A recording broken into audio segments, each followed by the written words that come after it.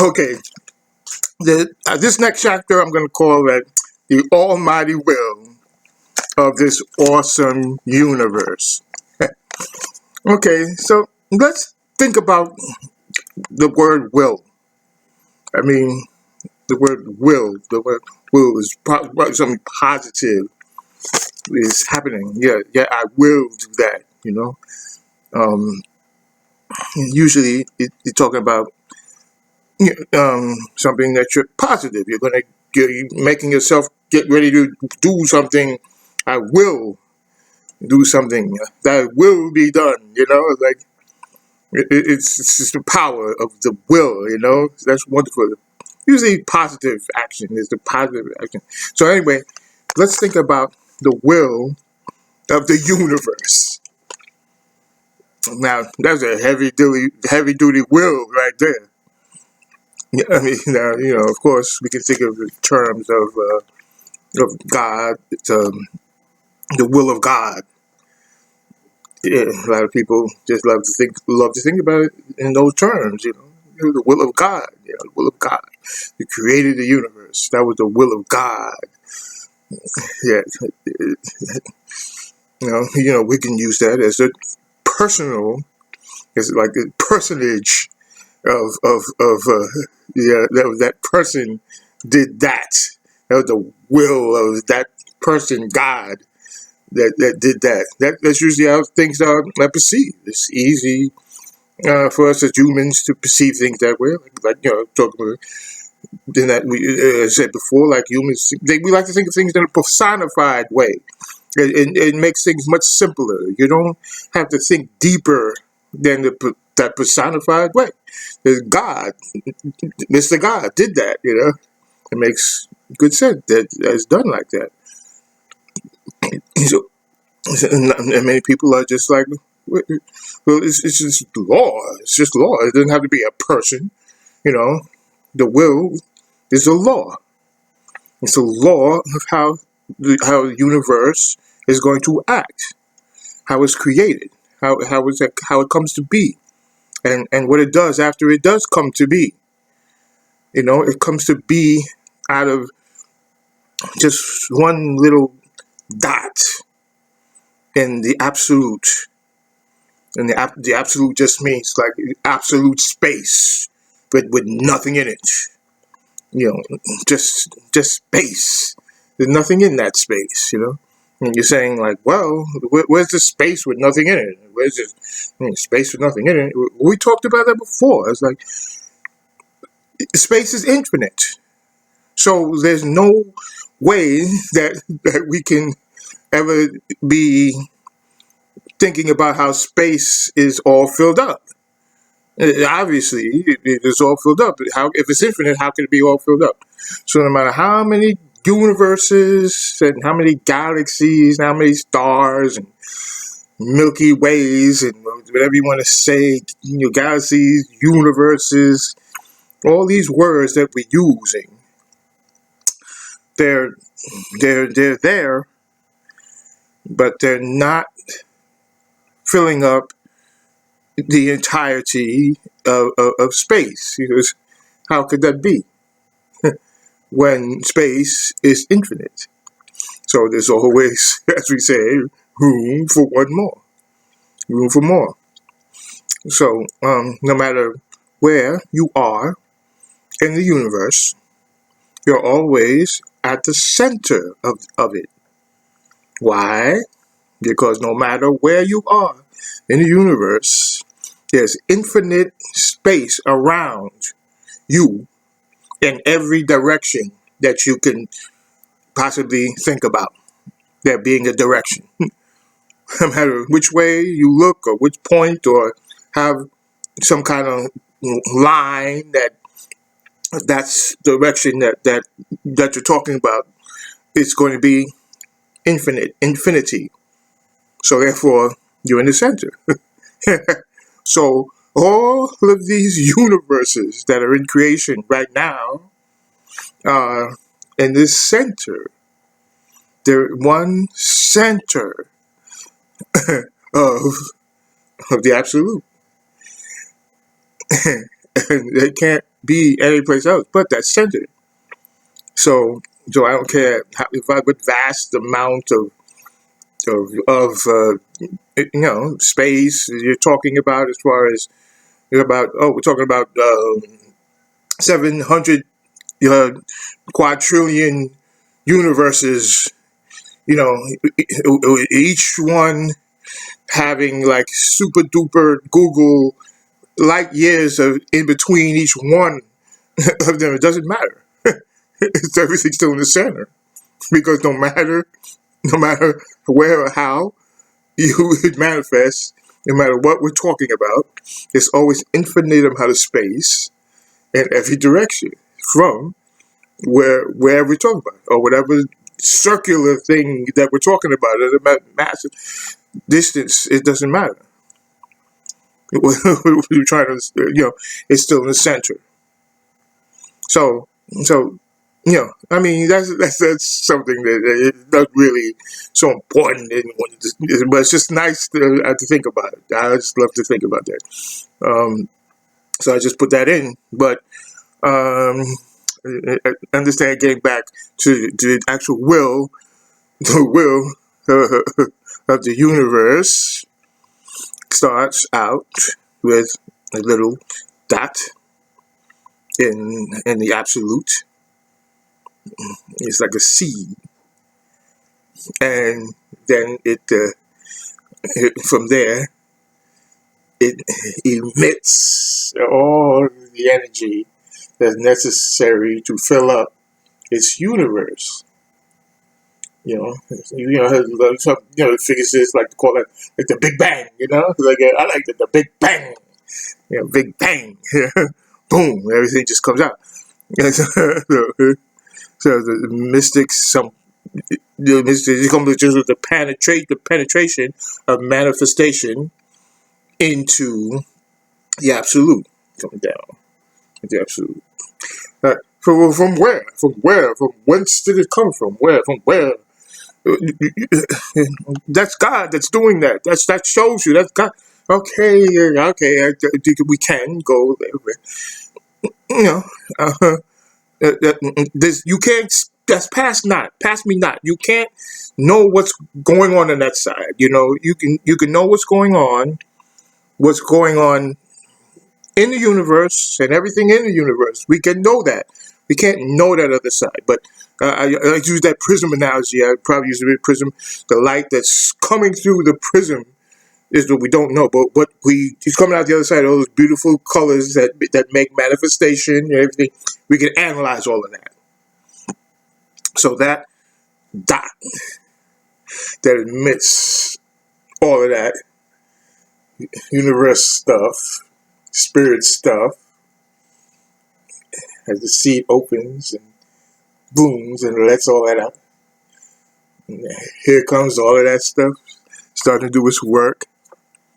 And super duper hot gaseous substances that now form elements, and they start to form different types of orbs that are glowing, and they turn into what's called into stars. What's it called? Stars, and then they start passing off all these things that turn into planets, and all this stuff is a seed. Is a seed going to do what a seed does? So let's just understand that that's what it is. It's the seed of the universe growing into what a seed does. It grows. It's a process. We can see a seed. We plant a seed. We see what it's doing. Everything is doing the same thing. So it's above, so below. It's the same process. Everything's a process. So we're trying to imagine things that we can also put into simplistic form too. That way, I mean, we don't have to, think about all the complexities of all of it. Yeah. Then again, we can also put in some simplistic thing. It's the seed. It's a universal seed that turns into the universe as it is, and it keeps on universing. Yes, it does. It starts as a universe, and it keeps universing.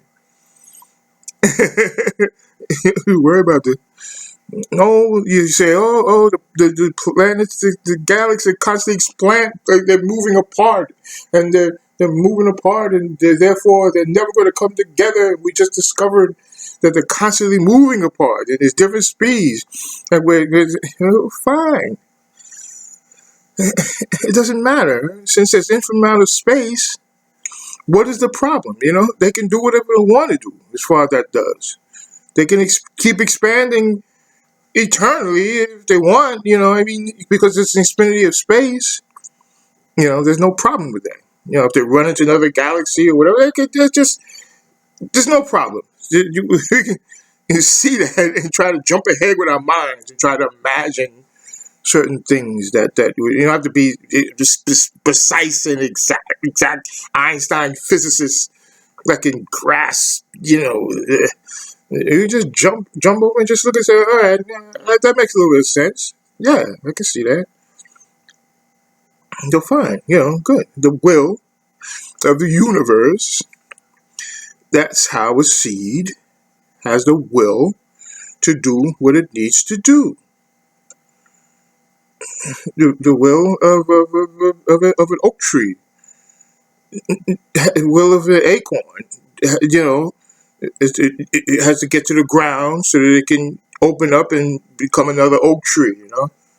That's his will. It's his will to do that. So we talk about sentient beings. They have a will to live. I have a will to live. I have a will to live. I'm not going to just sacrifice my will to live.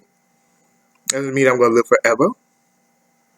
Doesn't mean I'm not going to be jumped on by another animal and a predator and eaten. It doesn't mean anything like that. But if I'm getting chased by a predator, I'm running my ass off. They're going to stand there and say, okay, come take me. My ass off, And then let's have a will to live,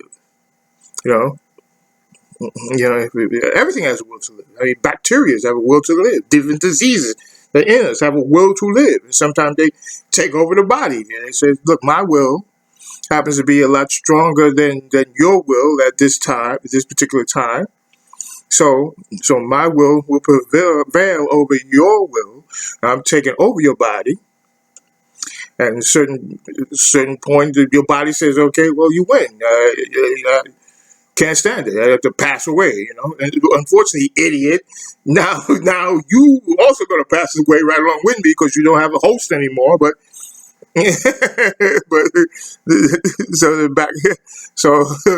back, it's like, come on, we can get into all this kind of silly things, but we see also what we're talking about. It's have fun to look at this kind of stuff. There's different wills, but the will. What was it? The will goes through everything. That will is going through everything. It's a person. I don't know of a person that can just like okay. Many people commit suicide. I just can't take this. It's too much for me. This side of reality. I can't take it, and I can't handle this. I can't handle this, and I'm just going to see what's happening somewhere else, So I'm just going to commit suicide and get out of this life, That happens, sure. It's many, many times, people, just talk about the fact that not even talking about the fact that people die in war, because they're running at each other, screaming, I'm going to get you, 10,000 on that side, 10,000 on that side, running at each other, like, I'm going to get you, with swords and spears, and back in the day, swords and spears and stuff, until we were getting bullets, and then next thing, shooting missiles, and whatever, rockets. I mean, but you could not just decide that you're just going to just hold your breath and pass away. I mean, I'm not saying it's totally impossible. Maybe somebody can do it or has done it. I'm not sure. But what I'm trying to point out is that Your body itself, his will to live, would not let you do that. I mean, your mind might think in different ways of destroying yourself, but your body will not do that. You might be able to hold your breath until you pass out, and then after you pass out, your body's going to take over and wake you back up again. So no, my will to live is not going to go by the fact that you're just going to just try to hold your breath and take me out. I have too much will as a body to let that happen. So yes, of course there's other ways that you could commit suicide, but that's not one of the ways, because that's just showing that how strong the will of even of your body. That's just showing you that will is. It's not a thing that you can just body will just allow you to. You got to figure out a way with your mind to make that happen, if you so desire, for a reason. But that will, as we know, permeates everything, because it's like it says, as above, so below. That will of the universe, and that will is like, oh my God, it's hard to. How can you imagine that will that knows how to create these? You talked about the gigantic suns and other kinds of orbs that are just like super massive. That's bigger than our sun by like the millions of times. Like there's different um, uh, different things that go on. All the way go all the way down into microscopic and submicroscopic, sub microscopic, and keep on going down. We can't even see to see how far that the level of life these things goes. And so you're talking about up as far as like tremendous gigantic and orbs and different things that are out there, and you're talking about like the minute things that's down into nothing. We can't even see microscopically further down, and that takes a heck of a will to make all of that happen. Heck of will, but here to make it, some people say, well, that's the Lord. That Lord is like whatever. If it's okay, if it's that Lord is still organized with that. Some people, that Lord, or even the Lord, somebody often is going into that. That you can imagine how awesome that will is, and creating a universe. As far as things go. Talk about black holes, wormholes, and we are part of that universe. So therefore, we also have will. and as explained, we are at a certain level of spiritual existence. And that level of spiritual existence is the consciousness that can start to understand what is actually happening on on a level of that wonderment, on a scale, on the ability that can make things happen, manually, dexterity, mentally, just on levels that are really, really pretty fantastic. You just look around. Look at the cell phones and computers get just scientific discoveries and understanding chemistry and algebra and mathematics in general, and artistic music, and just everything that we can do as the beings that we are in the position that we are on the human plane means that we also have a heck of a will.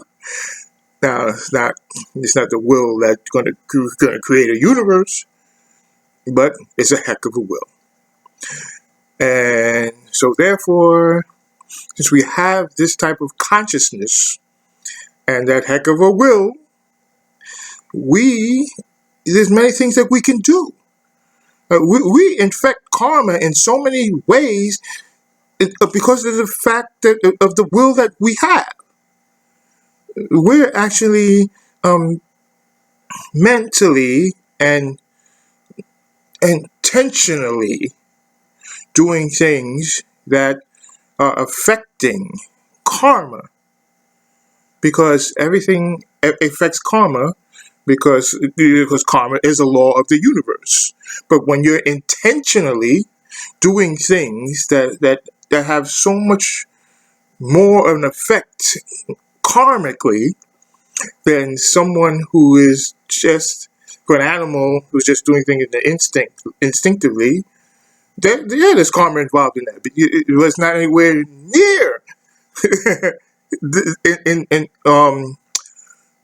affecting karma as a human intention is affecting karma.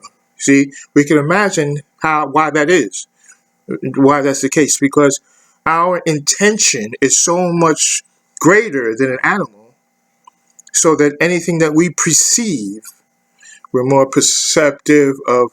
So that's what was perceptive of the higher realms. We can perceive things a little bit there, but other than that, we're just understanding what we can do, and karmically, we are very, very, very, very effective. That's evidently, apparently, obviously, sometimes we say we're karmically destroying the planet. We got to understand how that we have to understand. That's why we have to understand that will that we have, because knowing that we have the will of the universe, and knowing that we can heighten that will as high as we need to, ratchet it up. It's just like we're talking about, the callings of the higher self.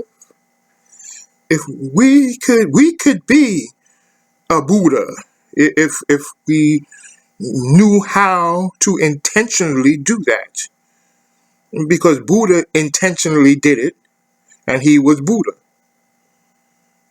We can do that, and knowing that things such that we could do things such as that means that why don't we do them? Why don't we attempt them?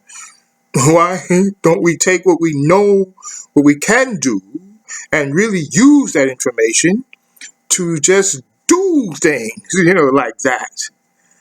That will that we have, we could have anything we want. I mean, anything that we want, we can have it, because we have the will of the universe, so we can have it.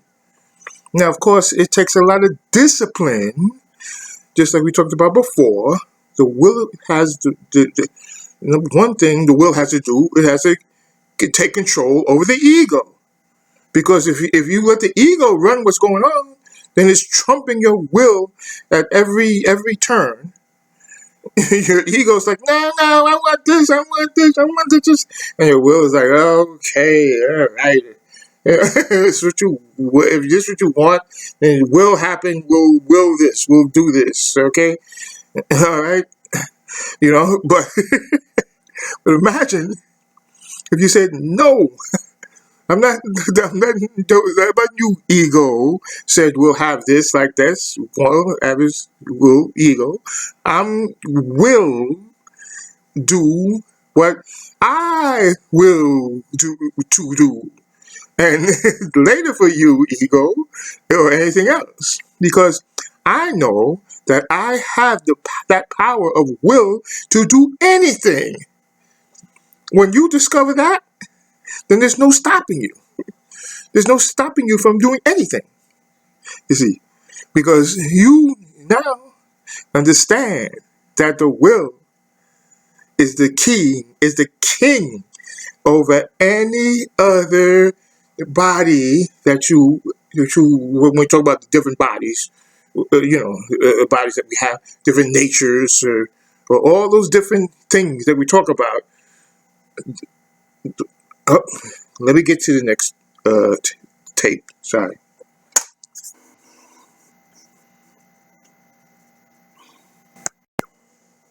So, like I say, all those things that we're talking about, the will is the thing that trumps them all. So that when we're talking about the will, and we're talking about the will of the Almighty, the same will of the Almighty is the same will that we have. And as I explained, that will that made the universe, that was the power of will. So when we say, well, what power do we have? We have that same willpower. And that willpower that can create anything that we need to create.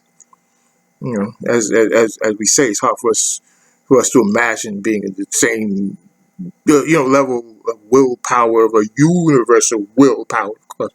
But when I can create a whole universe, no, rest assured, it's the same will. And depending on our development, our spiritual development, is how well we are going to be able to wield that will to make manifest anything that we decide that we need to make manifest. Whether it's on the mundane levels or whether it's on a super spiritual level, such as Jesus, the Buddha, or prophets, Muhammad, Moses, that have attempted to instruct us on different levels, Krishna, and yeah, but their instruction, they have formulated like different religions, and there's amazing inspiration of literature and art and emotions and just music and song and everything that comes from that understanding that it is spirit that is really everything. And when you get that feeling, it's called the spirit. Some people say, oh my God, I'm born again. Or a lot of people will say, oh, I caught the spirit. Start freaking out. I got the spirit. The spirit came over me. Yeah, these are feelings. So all these feelings are feelings of what is the real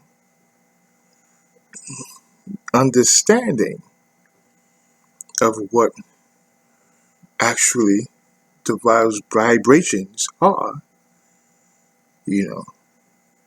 Some people, cultures, they call it like Kundalini. Rise right up through the spine, go enlighten you in ways that you can't believe. If you're not ready for it, it'll just blow your brain up. And it's a lot of shamans and the mystics. They talk about you read the passages from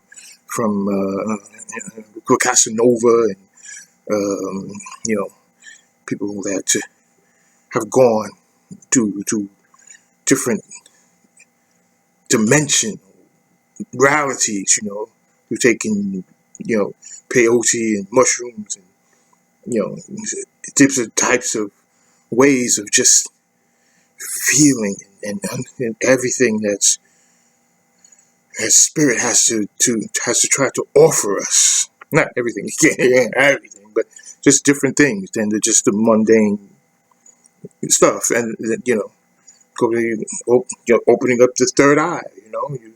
Third eye. Now you can get all that vision from that. And I grew up. I was like going through getting high and take some acid and and you'd be like, oh my God, where am I now? What is this? You start to understand what these things were, but but you were experiencing them. You come back and you say, oh my God, what was that? What was that? Because not the regular mundane understanding of what is, but it's got to be around somewhere. Otherwise, you wouldn't be able to experience it. So it's something that we have to just try to grasp as far as what this spirituality that we talk about, really is. It's something that is really meant for us as humans to see on whatever level that our imagination can take us to see it. You talk about the mystics.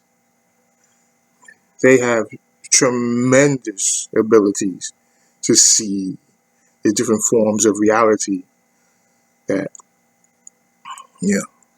takes and manifests. So we can never just think that we're going to get it all in like one lifetime or in 1,000 lifetimes or whatever, because it goes on and on and on and on and on and on.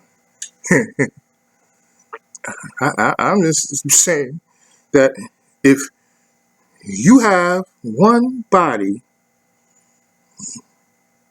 and it's made up of billions of cells, trillions of bacteria,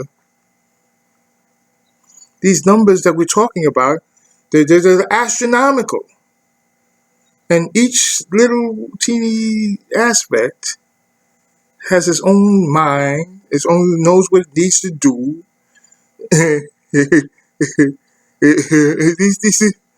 These are just in one body, one human body. Just imagine the creativeness that has been able to create that and have it reproduce itself throughout eternities, and then going to higher levels. It's too awesome sometimes for me to even start to delve into it, too heavily, because I just like, that's enough, Yeah,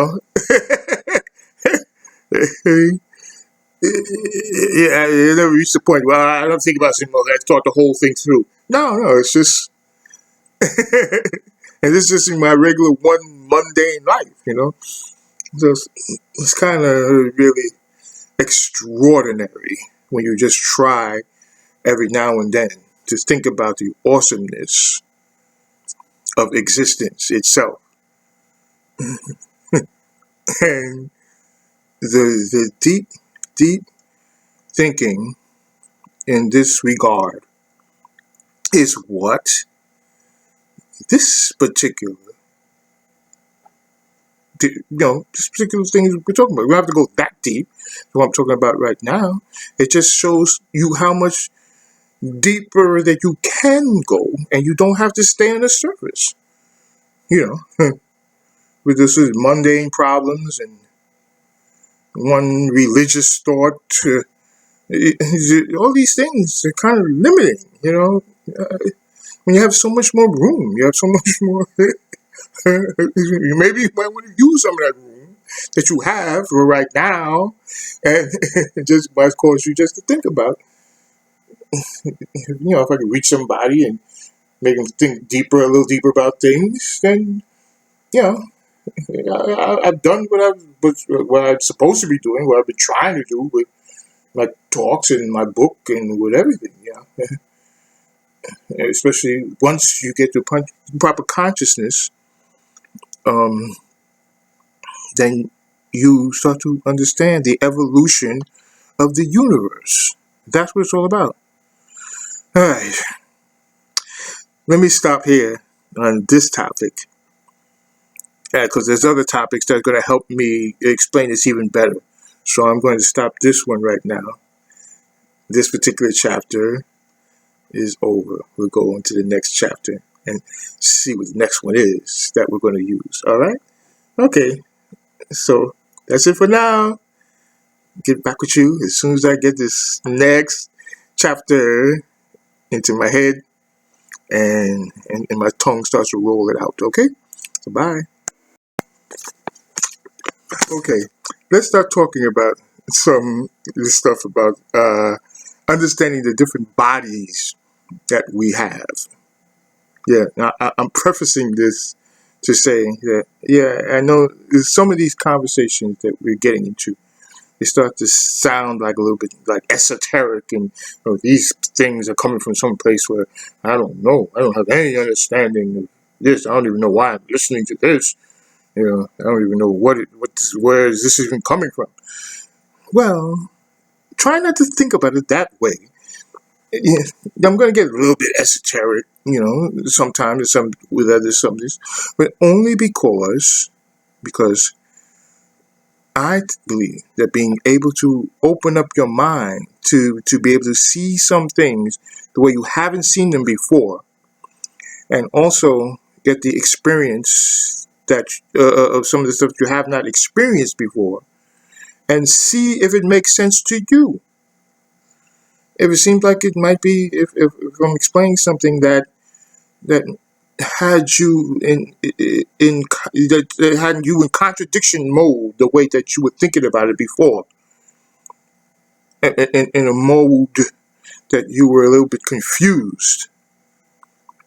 There's a lot of controversy in how you were thinking about what you were thinking about.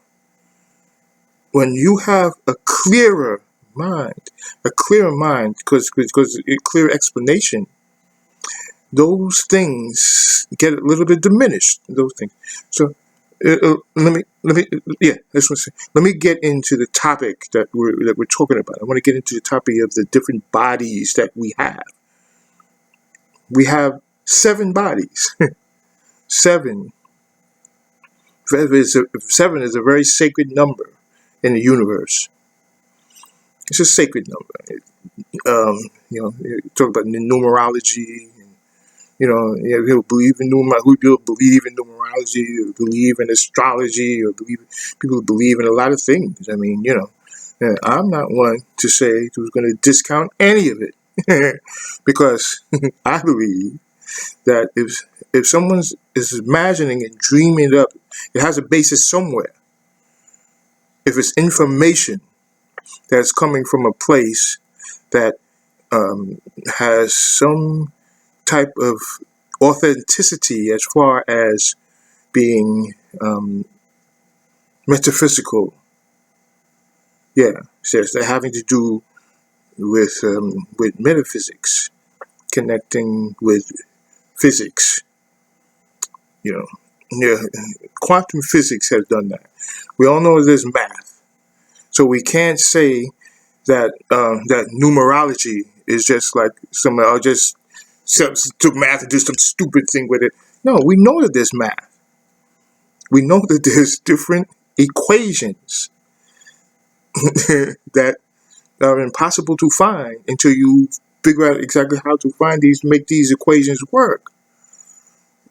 Then We look at things like the pyramids, and we see how it was built, and the measurements that were used, how far they are, from the moon and from the sun, and how, we know that numbers have a place in our reality. So for us to just throw out the numerology, that you just keep your mind open. That's all I'm saying. Just keep your mind open.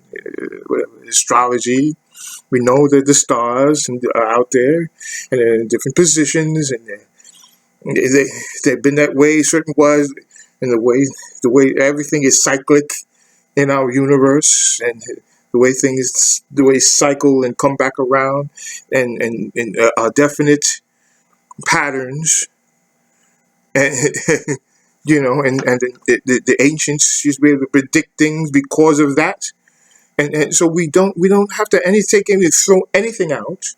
It's just okay, well, maybe so. If I really want to know about it, then I'm gonna concentrate and study on that, and see how well it sits with me, as far as that goes. No need to throw out anything extraterrestrials. I haven't seen any. I haven't seen any. They haven't abducted me. I was just saying, well, there ain't none because I ain't seen it. And just because I didn't see it doesn't mean that I can throw it all out. There's people that can tell you a lot of things. You don't have to believe anything. I was abducted, and they did experiments, and they came back. It came to me, and they told me about these civilizations and how they're all controlling us. So we don't have any really control over ourselves because they're overseeing and controlling us, and they're the ones that are doing it.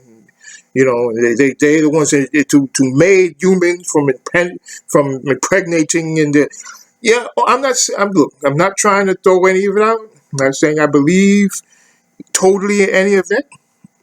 I'm not just saying get the heck out of here with that. You start talking about like a flat Earth or something, I'm going to say, come on, here, look, you can't just tell me anything. Come on, there's too much evidence that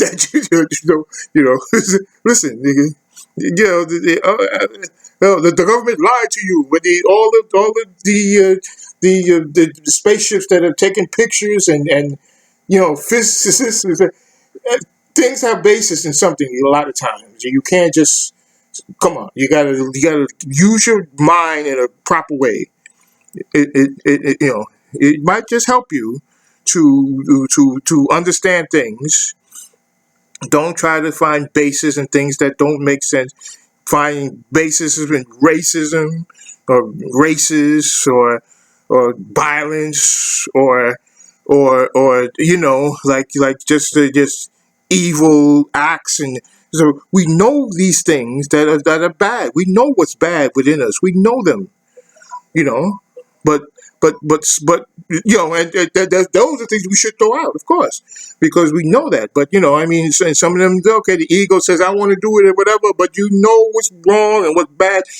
Throw them out, and think logically. So things that are racist and stuff, like, throw them out, but use your imagination for the good purpose, so that we can discover, we can imagine, that's what we have. That's what we have, imagination. So just use it in a good way. Try to base it in a way that's using some kind of common sense. We have common sense. We were given common sense. So somebody said, well, Adam and Eve and the tree of knowledge that came, and forbidden fruits and everything, and that's how we got our reason, because we ate the tree. Look, and we walking around with no clothes, and then we decided we could. Okay, those explanations, I think they're analogous. You don't have to, come on. Then you come to a place where you have common sense, and then you say, okay, I understand that as in the analogy that was trying to be made out of that, about the Adam and Eve story with the original sin, and Cain killed Abel, and then you gotta take things. You're headed towards like common sense, and we're headed towards greatness. So let's use what we have to get towards that greatness. Evolution means that we're headed towards greatness. Now it takes a while, of course. You can't. You can't. It's like the hands of a clock. If you're looking at the hands of a clock, you're not going to see it move, but you have to look away for a while. When you look back, then you say, "Oh, I see it move." So evolution, same thing. You're not going to see it while it's happening. You got to turn away and look back again and say, "Oh, this is how we evolve. This is how things are evolving." You know, so you know it might be something you see it and you think it was that great, but at the same time, it would go by the understanding that it's headed towards greatness. You know, and if you look further back, you're going to see that you know what things have moved. The people that have tried to understand about the vibrations of this of this human race, they all say the same thing: is that we're headed somewhere, right? So let me stop. We're supposed to be talking about the bodies. Let's a little bit sidetracked with that 7, which is the sacred number in the universe. It is. We have 7 colors that come through a prism, and that create reality. That create reality. We have 7 days in the week. We have seven chakras that might be like a little bit imaginary, but they're seven chakras and 7 centers of energy that have been described, and 7 is a very sacred number. In mathematics, look at dice. You see, you see like that every opposite side, it reflects a 7. That's why it's called a lucky number. You throw 7 and you lucky, you win money, you win. But every opposite side is a 7. So there's one of those mathematical things that happens. If you're talking about let's talk about it. There's not a lot of 7, but I was talking about the pyramid. The pyramid is it's a 7. It's geometrical 7. It's the base is like a square, and that's 4 sides. And as it goes up, it's like triangles, and so those are triangles. So the base is a square, and sides are triangles, and that's 7. See, that's no mistake. It was done that way because it was a reflection of something. It was a reflection of humanity and the way that the structure of a human is. We have 7 bodies. 4 of those bodies connect us to the earth. The ego, and is my way of saying it. Ego is the lower mind. So those are the base. That's why, because it's rooted in what we see as the material world. It's rooted to the earth. And then we have 3 of the bodies, that's like a triangle, that connect us directly to the spiritual. These have nothing to do with the material world. They have to do with the spiritual portion of our body. Of course, everything is commingled, but those bodies are not concentrating on the material. They're not talking about the mundane material. They're not. They're talking. So these are topics that I've gotten from esoteric studies, theosophy, different forms of thought, such as that. If you want to know where I'm getting this information from, not just like making it up. It's like a lot of it is intuitive. Once you get to a certain point, you just gain that intuition that you can get information intuitively. But I'm not trying to give myself credit for anything. No, it's just not me. It's coming to me and through me, and I'm just trying to put it down. It's not like me. That's like the super guy, Superman, and the guy. But it's like a lot of fun doing this. But that's it. So you have the 4 bodies that are connected to the earth. Of course, the first one is our physical body. This is a body. It's a physical body. The structure and arms and legs and the organs and the substances, the blood, and and like I said, those bacteria and those. Most people, well, yeah, so that's my body. So what are you talking about? Yeah, we're talking about 7 bodies. That's my body right there. That's it. Well, that's not really it. Besides the fat physical body, you also have you have a okay, wait a minute. Let me turn my tape again. Here, let me stop. Okay, so after the physical body, which we always spoke about, its properties, everything that we surely can understand about that, because that's the physical. That it has to do with physics, and the physical is not the problem trying to understand that. So our next body, a second body, is called the etheric body. The etheric body is like a body it's a ghostly body that surrounds our physical body.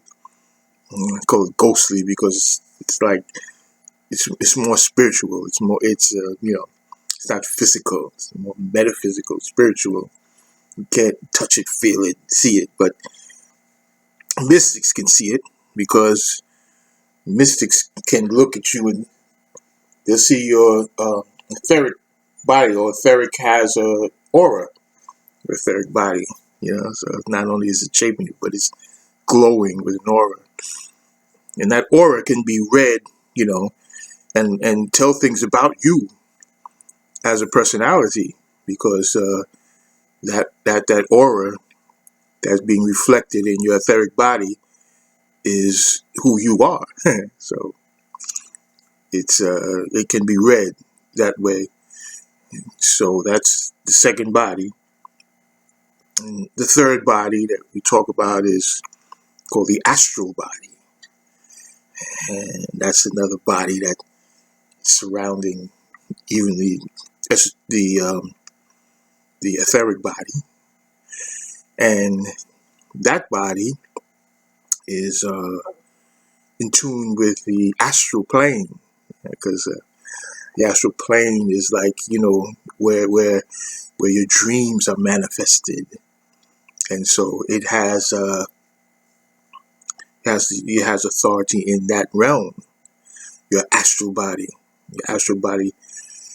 depending on how adept you are, you can use your astral body. You can travel any place because there's really not that much limitations in the astral world, as far as information that you can get and things that you can see and ascertain. But most people, because they're not developed that much, your astral body is just like a dream world, so that's where your dreams are coming from your astral journeys when you're physically asleep, and your astral body can take over and observe some things. Doesn't really observe, go that far away from your physical body, because as I say, you got to have more development for you to really have that astral body be able to really travel, in a great way. But suffices to say that that's where your dreams come from the astral world, on the astral plane, and your astral body is that connection. So the fourth body that we can talk about is the lower mental body. Of course, mental body. That means that's where your thinking comes from, where you think about things. Mostly the thinking of on the mundane level. They're figuring out. Your reasoning. You're rational. You're logical. Even your whatever. I mean, you're evil. Whatever you want to think about. The things that your ego wants to manifest.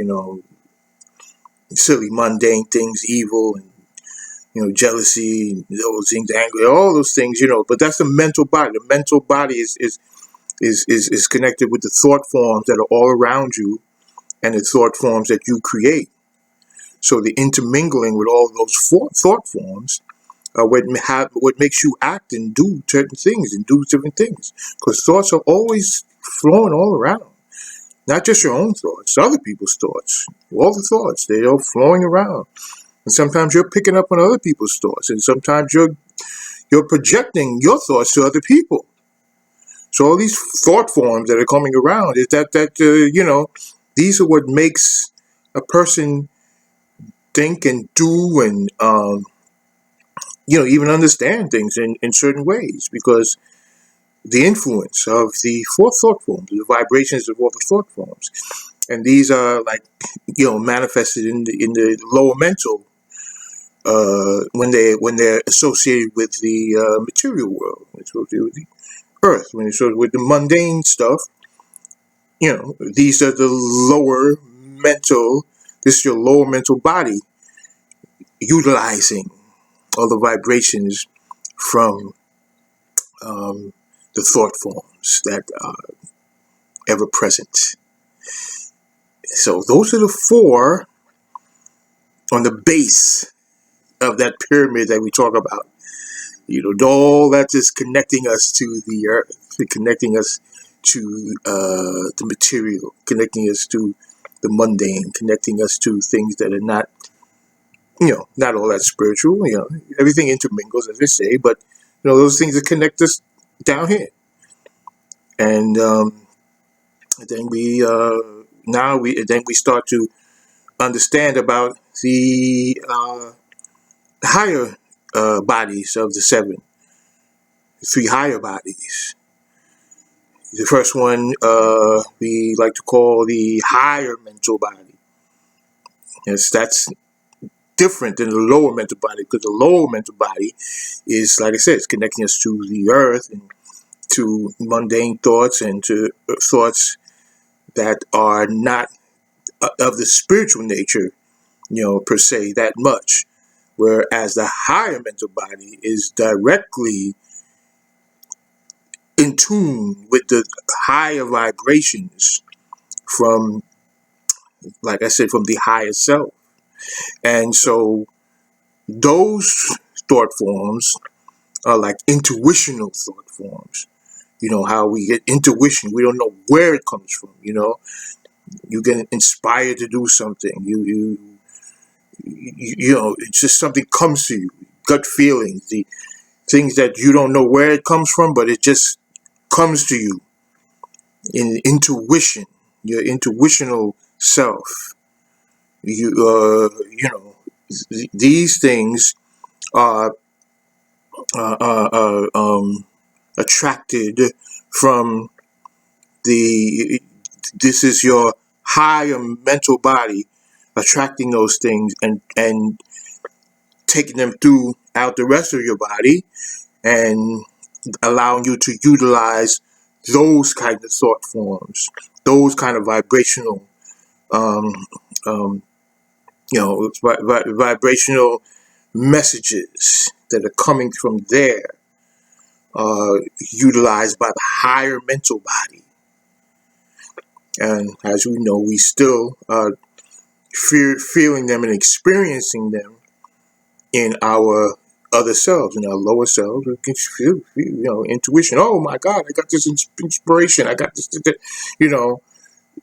I'm understanding how to do music, art, all these things. They just coming from inspirational things. They're not. You're not generating them with your lower self. You're just receiving them from your higher intuitions. So these higher intuitions are what also are causing you to be able to experience things in such a wonderful, fantastic manner, because um, these are like I said, these are the things that are for us from our our artistic and uh, humanistic understandings of things that are not the mundane. These are things that are from the higher realm that are coming down to us and letting us experience that. Now, the next body after that is, I like to call it the monadic body. Now, monad is a term that's used from that it usually is used to try to identify the spark that is you, the spark that has originally come from the ultimate divine presence that has created everything. It created everything, and we created what you are as a spark. So there's just your spark, but that your spark is like innumerable amount of sparks that are the personalities of even the people that you see around you. They're all monadic sparks. And your monadic spark, it's not just you in your physical form. Your monadic spark has the same one that's you. Like my name is Keith, so the same Keith that is me now is the same Keith that has come through all of the different planes. There's the Keith elemental, the Keith mineral, the Keith vegetable, the Keith animal, the Keith human, and that's the Keith human that I am now. And it's going to be the Keith that continues on to divine and on back to, as I say, that divine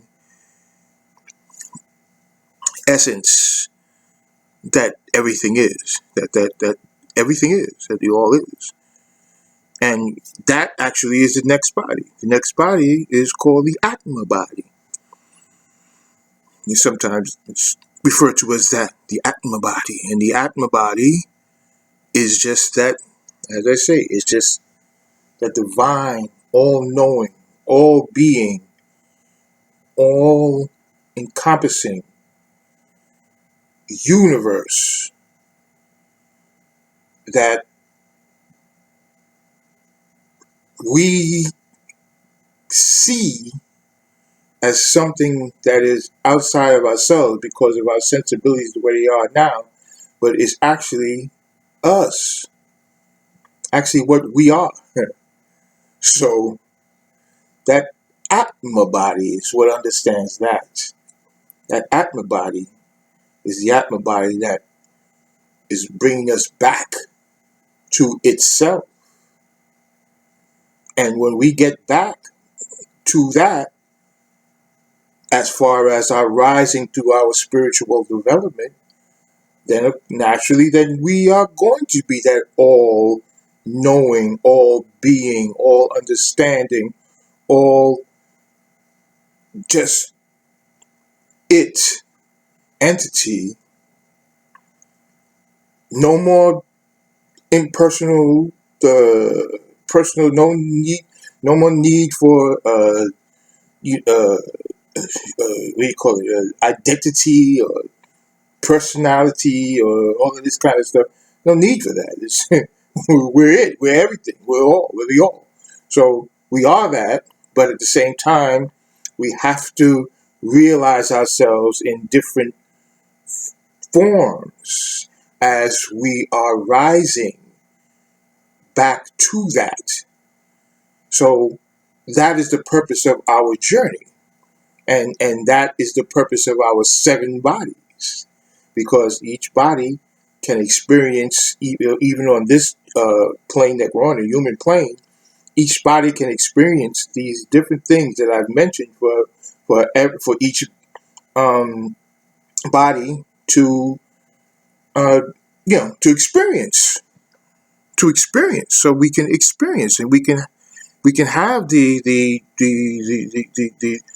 blessing of the consciousness and conscious experience of everything that is that is our blessing in this particular plane, this particular dispensation that we are. That's what's so wonderful about this journey that we're on. Once you get a chance to really start to think about it, start to understand it. I'm explaining it the best as I can. Some people might explain it a little differently. Some people explain it way differently. But I'm just trying to open up that understanding that we don't have to be caught up in one way. Let's try to see what the ancients were saying, what the mystics were saying. Let's try to experience that, because it's there for us. And we, as members of the human plane and members of the monadic expression of what has come out, it's something that is just so beautiful and awesome that once we really get a feeling of it, that's what gives us joy.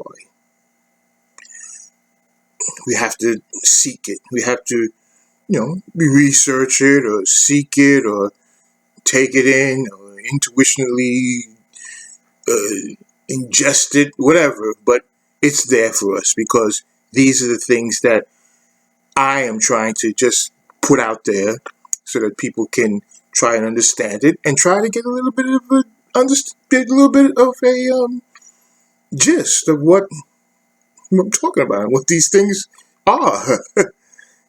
Hopefully that it helps someone to have a little bit more freedom with the way that they think, and with that freedom, they experience things that they never have experienced before. Without even any drugs or any hallucinogens or all that kind of stuff. That's not necessary. It's nice. Everything here is fun, nice, it's great. I'm not putting anything down. I'm just saying that there's some things that are just really a more straight and narrow path to where we're trying to go anyway. But it's for us to have as much fun as we can while we're going there. So I'm not putting anything down. The only thing, like I said, the only thing that I put down are the things that we know are just, they're not helping. You're doing evil things. You're not caring about anything. You just have no compassion. You don't you don't care about anybody, about anything. Your ego is just the whole thing. That's just it's all about you, all about I said everything is the center of the universe, but I didn't mean that you're the center of the universe in that way. You're the center of the universe because you're the all of the universe. So let's get it straight. Use what you have and all of the vibrations and all of the wonderful knowledge and understanding to get us more bliss, more joy. That's what's out there for us. That's what is there for us. That's where we're headed. That's what I'm trying to say about our bodies. That's why these 7 bodies that I talk about are a nice, important topic, fun to think about, fun to explore, fun to try to understand. That's what I think is the benefit of knowing about your 7 bodies.